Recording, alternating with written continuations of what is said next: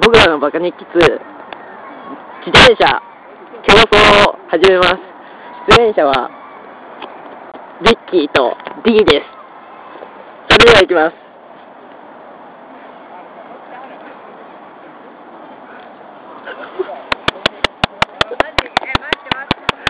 おっとリッキーが先頭だね。おっと D はどこ行った D は。おっとこっち回ってきました。おっとD が走る。かっこいい。リッキーどこ行った？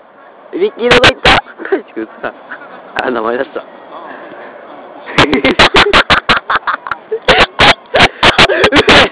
じゃねえや。上じゃねえ。あいつじゃねえしよ。